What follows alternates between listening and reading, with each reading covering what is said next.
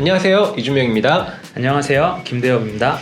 네, 일반적으로 저희가 상품을 거래하는 것 또는 부동산 거래하는 것과는 다르게 기업을 거래한다는 거는 적게는 이제 저희도 작은 딜들을 많이 하지만 작게는 뭐 몇 천만 원, 몇 억짜리부터 크게는 수조 원까지 이르는 딜들이 있는 것 같습니다. 그래서 오늘은 저희가 M&A 전문 자문사다 보니까 국내에서 가장 비싼 M&A는 어떤 거였을까, 그런 것들을 한번 이야기를 해보려고 합니다. 12위는 2023년에 일어난 한화의 대우조선해양 인수입니다. 인수 금액은 대략 2조 원 가량이었고요. 사실 한화는 한국화약의 줄임말입니다. 그래서 사실 화약을 모태로 한 기업이었고, 이제 그걸 바탕으로 사실 지금은 한국의 대표적인 방산 기업입니다. 많은 기업들이 방산 부문이 있었는데 한화그룹이 M&A를 통해서 이제 다른 그룹들의 방산 기업들을 차례로 인수하면서 사실 방산에 좀 역량을 집중하고 있고요. 그 결과 사실 뭐 육군 그리고 공군까지 인수를 완료한 상황이었습니다. 그 과정에서 사실 계속 조선업, 해군도 사실 한화가 계속 탐을 내고 있는 분야였는데요. 사실 2008년에 또 한 번 인수 시도를 했었고, 그때 이제 글로벌 금융위기로 인해서 아쉽게 인수가 무산됐었다가 이제 14년 뒤 2023년에 다시 인수에 도전해서 성공을 한 사례입니다.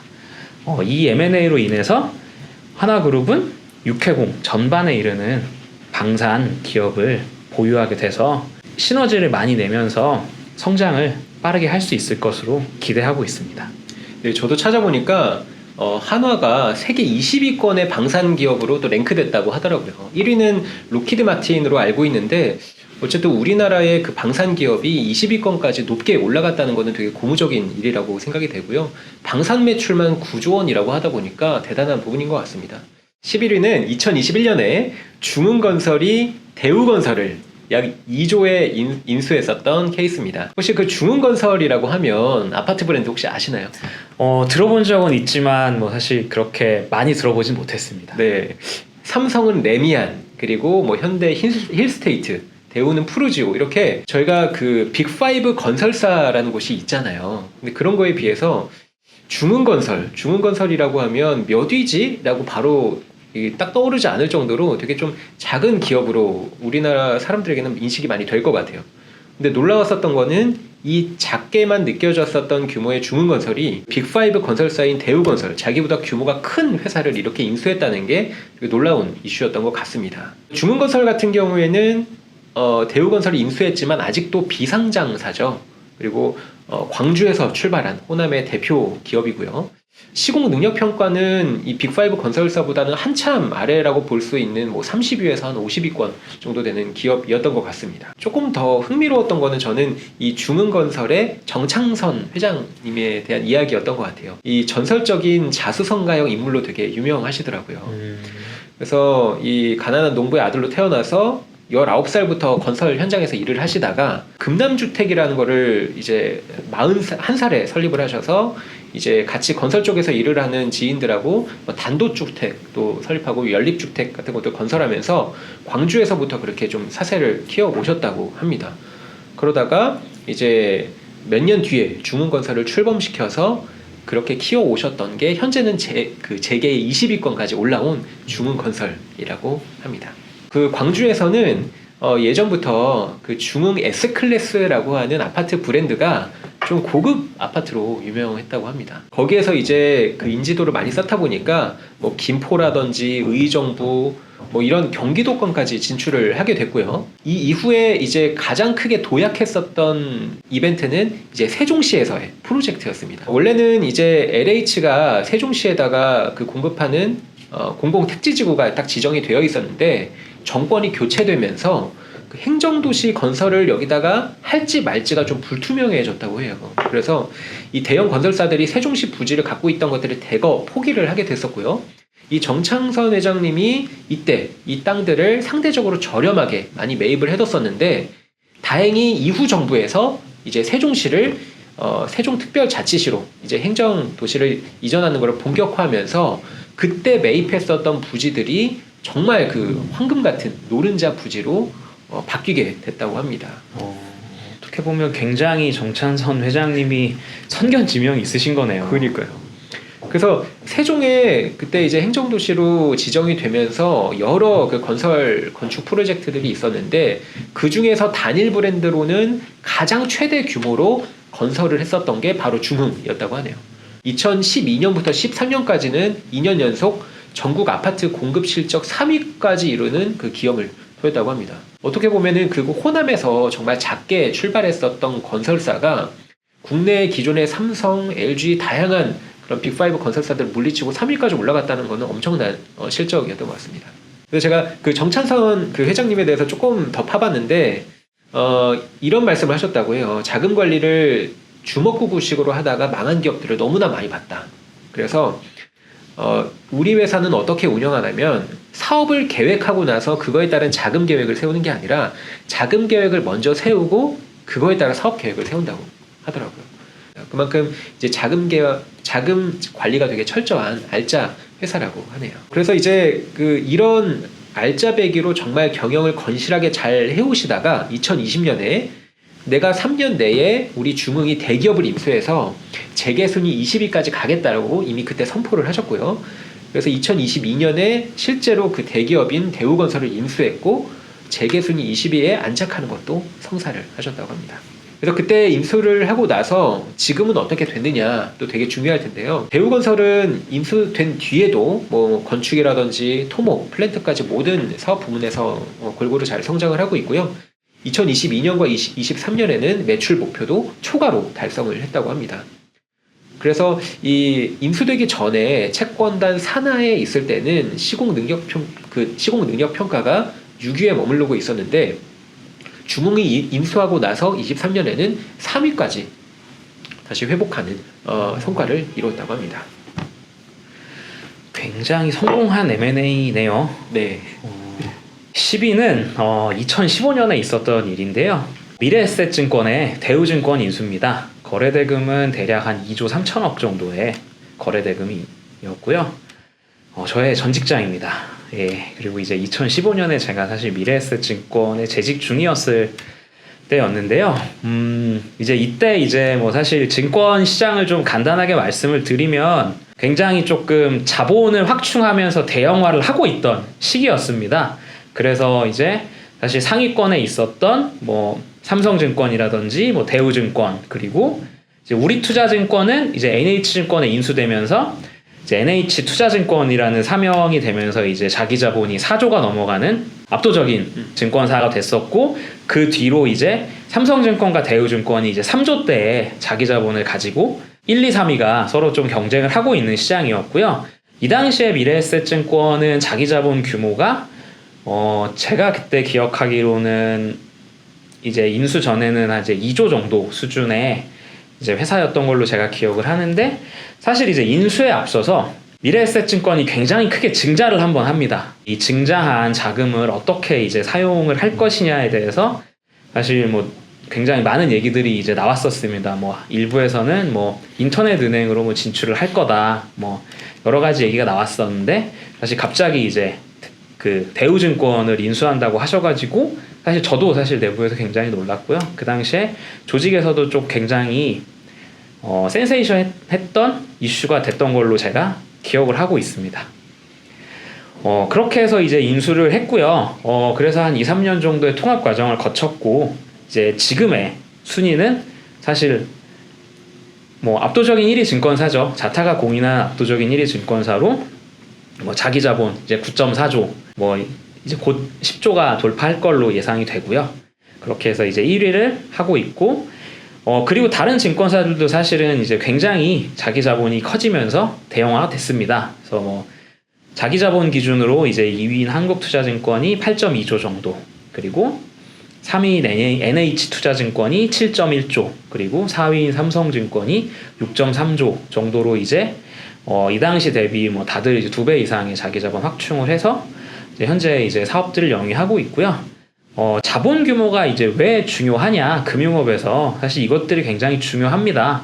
사실 이것 때문에 이제 뭐 사실 기사나 이런 것들을 많이 보시면 금융업의 자기 자본 이익률이 많이 떨어진다라는 얘기들을 많이 하세요. 그것 때문에 뭐 국내 주식시장에서 금융주들이 뭐 평가를 많이 못 받는다라는 얘기들도 사실 많이 하시고 이제 그런 얘기들이 많이 나오고 있는데요. 자본 규모 같은 경우는 이제 간략하게 조금 제가 이제 히스토리를 말씀드리면 리먼 브라더스 사태가 터지고 2008년에 이제 글로벌 금융위기가 왔죠. 그리고 이제 저희도 한국도 좀 큰 규모의 글로벌 투자은행들이 나와야 된다라는 목소리들이 커지면서 사실 증권사들을 조금 대형화하고자 하는 움직임이 있었습니다. 그래서 뭐 제도적으로도 뭐 초대형 투자은행이라는 이제 규제 안에서 자기 자본이 많아지면서 할 수 있는 업무들을 더 많이 열어줬고요. 이제 그렇게 되면서 사실 대형 증권사들은 신규로 할 수 있는 업무의 범위를 늘리기 위해서 자본들을 사실 많이 확충을 했습니다. 그리고 이제 이런 것들을 통해서 신규 사업을 하고 그것들을 통해서 이제 또 다양한 수익 모델을 가질 수 있게 되는데요. 사실 이것들을 하기 위해서 이제 저희 규제 요건을 충족하는 가장 큰 게 자기 자본이기 때문에 자본 규모들을 다들 굉장히 빠르게 늘렸고 뭐 이거를 미래에셋증권처럼 합병을 해서 한 방에 이제 2조에서 갑자기 5조대 증권사로 가는 전략을 쓴 증권사들도 있고 증자를 통해서 차곡차곡 자기 자본을 늘려가고 있는 회사들도 있었습니다. 그 미래에셋이 대우증권을 당시에 인수할 때 좀 비싸게 샀다라는 여론들도 있었던 것 같은데 네. 그만큼 비싸게 살 만한 이유가 있었네요. 사실 그렇죠. 예. 뭐 시장에서 뭐 그때 이제 거래 대금을 보고 너무 비싸다라는 얘기들도 있었는데요. 뭐 그 당시에 사실은 입찰에 참여했던 다른 금융 지주들도 있었습니다. 뭐 KB도 입찰을 했었고 이제 한국투자금융지주도 입찰을 했었고요. 근데 이제 미래에셋은 이제 그거보다 훨씬 높은 금액을 써서 이제 낙찰이 됐던 거고요. 뭐 그때는 사실 너무 이제 뭐 비싸다 그리고 뭐 승자의 저주라는 단어도 사실 언론에 심심치 않게 나왔었고요. 그랬지만 뭐 결과적으로 지금 봤을 때는 성공한 M&A이지 않을까라고 생각하고 있습니다. 인수를 했던 당시부터 지금까지 공고하게 자본 규모로 1위를 지키고 있는 미래에셋의 상태를 보면 성공적인 투자라고 보여질 것 같습니다. 다음으로는 9위입니다. 2021년 넷마블이 홍콩의 소셜 카지노 전문 게임사 스피넥스를 약 2.5조에 인수한 건입니다. 넷마블은 저희가 또 추억이 많은 회사죠. 2000년도에 그렇죠. 나와서 혹시 넷마블에서 나온 뭐 게임 같은 거 옛날에 해보셨던 기억이 있으신가요? 넷마블은 저는 사실 테트리스를 많이 했죠. 네네. 네. 맞아요. 저 같은 경우에도 되게 기억 남는 거는 뭐 쿵쿵따 뭐 이런 것도 있었지만 저는 캐치마인드가 그때 당시 엄청 인기였어요. 그래서 지금도 그 종종 회자되는 그 레전드 짤 같은 게 있는데 예를 들어서 가로수라는 그 키워드가 있으면 네. 그 수라는 글자를 그냥 가로로 쓴 거예요. 근데 그거의 정답이 가로수. 그래서 이렇게 넷마블이 옛날에는 진짜 이렇게 캐주얼하고 귀여운 그런 아케이드 게임, 캐주얼 게임들을 되게 많이 해서 어떻게 보면 그때 당시에는 약간 초딩 게임 전문 회사라는 컬러도 있었던 것 같아요. 근데 지금의 넷마블은 어떤가 보면은 지금은 진짜 모바일 게임의 그 선두 기업이라고 불릴 수 있을 정도로 정말 많이 올라왔고 모바일 매출 비중만 해도 92%에 달한다고 합니다. 그래서 유명한 게임들 보면은 뭐 모두의 마블이라든지 뭐 세븐나이츠 시리즈라든지 리니지 2 레볼루션 이런 것들은 정말 성공적으로 이제 진행을 하고 있는 게임들이기도 하고요. 이제는 뭐 초딩 게임 회사가 아니라 정말 청장년층을 위한 회사라고도 이제 볼 수 있겠습니다.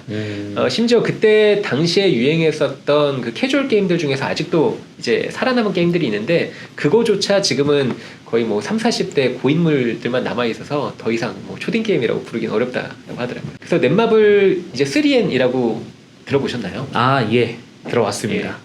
그래서 넷마블, 이제 넥슨, NC소프트 이렇게 1위에서 3위를 엎치락 뒤치락하는 그런 탑 게임 회사들이 있죠. 우리나라 게임 산업을 이제 이끌고 나가는 리딩 펌이라고도 볼 수 있겠는데 M&A를 굳이 그것도 홍콩에 있는 회사를 왜 인수했냐 이게 좀 궁금했습니다.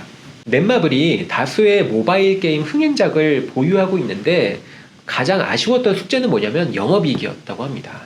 그래서 겉으로 보기에는 다 같은 이제 게임사라고 할 수 있더라도 자체 콘텐츠를 보유하고 있느냐 아니면 자체 콘텐츠가 없느냐에 따라서 영업이익률이 현저하게 많이 차이를 나는 많이 차이나는 양상을 띠고 있고요. 그래서 넷마블 같은 경우에는 실제로 자체 콘텐츠를 보유한 그 개발사라기보다는 유통에 더 집중한 퍼블리셔라는 성격이 더 강하다고 합니다. 네. 그래서 자체 IP 서비스 대비해서 퍼블리싱하는 비중이 높아서 지급 수수료 지출 규모가 워낙 크다 보니까 거기에서 판관비가 너무 많이 빠져서 영업이익률이 다른데 뭐 예를 들어서 뭐 크래프톤이나 아니면 뭐 넥슨, NC소프트 같은 경우에는 30%에 달하는 영업이익률을 가지고 있는데 넷마블 같은 경우에는 6%대에 아직도 머물러 있었다고 합니다. 아, 결국 열심히 일해서 결국 IP를 가진 회사의 수익을 다 주는 구조였던 거군요. 맞습니다. 심지어 엄청나게 흥행했다고 하는 리니지2 레볼루션 같은 경우에도 개발은 자체 개발했음에도 불구하고 NC소프트의 가장 유명한 IP죠. 리니지를 이제 빌려온 거다 보니까 NC소프트의 로열티 지급은 필연적일 수밖에 없습니다.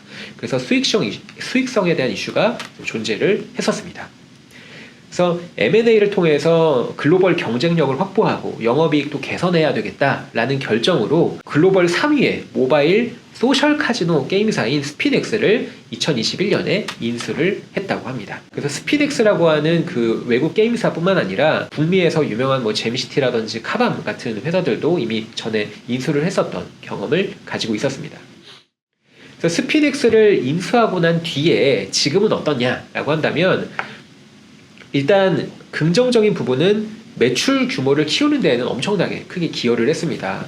이 스피덱스에서 운영하고 있는 게임, 예를 들어서 뭐 잭팟 월드라든지 라차슬롯, 캐시프렌즈 같은 게임들 같은 경우에는 넷마블의 매출 기여도 2위, 3위, 5위를 차지하고 있을 만큼 10위권 안에 스피덱스의 게임이 3개나 차지하고 있습니다. 그래서 엄청나게 그런 매출 규모를 키우는 데에는 기여를 많이 했고요. 넷마블의 해외 매출 비중도 80%까지 늘었다고 합니다. 그래서 이런 부분에서는 되게 긍정적인데 아직도 이슈는 있습니다. 그래서 매출은 2.6조까지 찍어서 사상 최고치를 2022년에 기록했었던 거에 비해서 동시에 같은 해에 적자로 전환했다고 하더라고요. 어떻게 매출이 이렇게 늘었는데 적자가 된 거죠?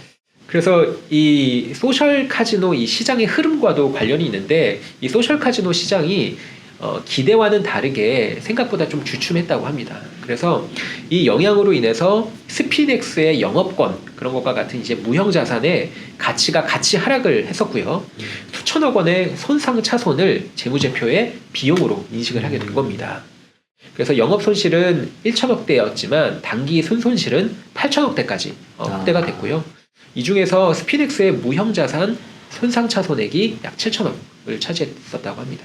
그렇죠. 사실 이게 굉장히 어려운 문제 같아요. 그러니까 양적으로 성장을 하는 전략들을 쓰는 게 맞는지 아니면 질적인 성장을 우선해야 되는지. 물론 가장 좋은 건 양적으로 질적으로 고르게 성장을 하는 게 가장 좋지만 사실 뭐 저희가 뭐 M&A를 기업의 성장 전략으로 삼았을 때 어느 쪽에 더 중점을 둘 건지에 따라서 사실 지금처럼 매출은 빠르게 늘어날 수 있고 뭐 사실 시장의 MS도 가져갈 수 있지만 뭐 어떻게 보면 이제 재무적인 손실로 이제 느껴질 수도 있고 그리고 내실을 다져갔을 때 뭐 내부적인 수익성이나 그런 것들은 좋아지지만 사실 외부에서 보는 뭐 가장 큰 매출이나 수익성 아니 MS 같은 지표들은 또 기대만큼 좋아지지 않을 수 있다 보니까 항상 M&A를 성장 전략으로 삼을 때 고민이 많은 되는 부분인 것 같습니다. 맞습니다. 그래서 어쨌든 이런 아까 손상차손으로 반영했었던 부분들은 또 소셜 카지노 시장이 다시 개선이 되면 회복될 수 있는 부분이고요. 이제 손실이 아닌 이익으로 또 전환될 수도 있기 때문에 지금 실패했다라고 본다기보다는 조금 더 지켜봐야 될 것 같습니다. 8위는 2023년 MBK 파트너스와 UCK 파트너스의 컨소시엄 오스템 임플란트를 인수한 거래입니다. 거래 규모는 한 2조 6천억 정도 됐었고요. 오스템 임플란트 같은 경우는 다들 많이 아실 것 같아요. 치과에 가면 대부분 입간판이 서 있는 경우가 많이 있습니다. 워낙 임플란트에서 유명한 기업이고요. 2017년부터 사실 판매량으로 글로벌 1위를 사수하고 있는 대단한 기업입니다. 근데 이제 오스템 임플란트가 왜 매각이 됐느냐? 이것도 사실 굉장히 이제 언론을 떠들썩하게 한 사건이었죠. 예. 횡령 사건이 있었습니다. 예, 자금관리 팀장이 2,200억을 횡령한 사건이었는데요. 이것 때문에 이제 사실 오스템 임플란트 같은 경우 주식 거래가 정지되고 상장 폐지까지 가게 됐습니다. 그리고 이제 이 과정에서 이제 회사의 지배구조 약점을 이제 파고드는 행동주의 펀드들이 지분 인수 시도를 이제 시작했고요. 그러면서 이제 대표적인 한국의 행동주의 펀드죠. KCGI가 장내에서 이제 지분 6%를 취득하면서 경영권을 위협을 했습니다. 이제 이러한 상황들이 계속되면서 이제 뭐 기업의 입장에서 뭐 사실 여러 가지 리스크도 발생을 하고 그리고 주가 하락이나 이런 압박들로 인해서 어쩔 수 없이 매각으로 이제 조금 선회를 하게 됐습니다. 이제 이런 과정에서 사실 MBK와 UCK가 컨소시엄의 형태로 이제 인수를 하게 됐는데요. 굉장히 이제 뭐 경영을 잘하는 사모펀드라고 알려져 있어서 사실 저는 이제 오스템 임플란트가 계속 이제 글로벌 기업으로 남아 있었으면 좋겠다는 생각이 좀 강합니다. 한국에 이제 이런 기업들이 있다는 것도 사실 굉장히 강점이라고 생각을 하고 앞으로 이제 두 기관이 잘 경영해서 더 좋은 주인을 찾아줄 수 있으면 좋을 것 같습니다. 네, 저도 오스템 그 횡령 사건 예전에 뉴스 나왔을 때 너무나 충격을 많이 받았었는데, 근데 또 진짜 사모펀드답게 어떻게 보면 그 MBK랑 UCK가 적절한 타이밍에 잘 매수를 해서 그렇게 M&A를 성사시키지 않았나 생각이 듭니다. 다음은 7위입니다. 롯데케미칼이 2022년도에 일진 머티리얼즈를 2조 7천억에 인수했던 사례입니다. 롯데라고 하면 어떤 게 가장 좀 유명하실 것 같으세요? 롯데 하면 사실 제과가 가장 유명하죠. 맞습니다. 그래서 저희가 일반적으로는 저도 그렇고 제과나 또는 뭐 유통업 같은 걸로 되게 유명한 걸로 롯데를 인식하고 있는데, 롯데케미칼은 실질적으로는 롯데 기업에 숨어있는 캐시카우로 불릴 정도로 되게 중요한 기업이라고 하더라고요. 롯데케미칼은 롯데그룹 계열사 중에서도 석유화학을 이제 운영하고 있는 기업입니다. 그래서 여러 가지 뭐 화학 제품이라든지 뭐 첨단 소재 그런 것들을 생산하고 있지만 대표적으로는 에틸렌 생산량이 국내 1위일 정도로 가장 주력이라고 하더라고요. 에틸렌, 뭐 폴리에틸렌이라든지 뭐 다양하게 이런 그 용어들도 들어보셨을 텐데, 에틸렌은 석유화학의 쌀이라고도 불릴 정도로 정말 다양한 석유화학물의 핵심 원료라고 합니다. 그래서 그런 에틸렌의 국내 1위 생산을 하고 있는 주력 기업이고요.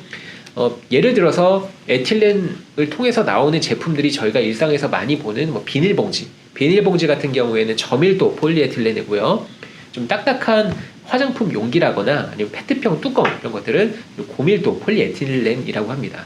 근데 이런 화학 기업이 어떻게 보면 2차 전지의 가장 중요한 핵심 소재인 동박을 제조하고 있는 일진 머티리얼즈를 왜 인수했을까? 수년 동안 이렇게 화학 업종이 좀 불황이었다고 하더라고요. 그래서 실적도 부진하고 부채 비율도 꾸준하게 상승하는 바람에 기존 사업만으로는 지속적으로 계속 성장이 어렵다고 판단을 했다고 합니다.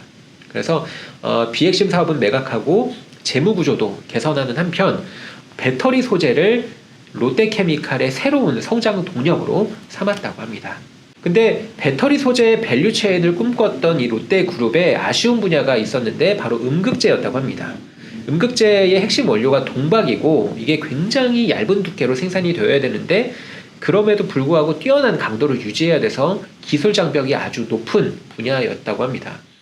이렇다 보니까 롯데케미칼 입장에서는 이런 것들을 자체적으로 개발하기에는 실제로 리소스나 시간이 너무나 많이 들고 일진 머티리얼즈라고 하는 회사가 가장 최적의 인수 대상이었다고 합니다. 그래서 롯데케미칼이 2조 7천억 원을 투입해서 이 M&A를 성사를 시켰고요. 그 결과로 배터리의 4대 핵심 소재, 음극박, 분리막, 전해핵, 양극박까지 모두 다룰 수 있는 업체로 거듭나고 있습니다.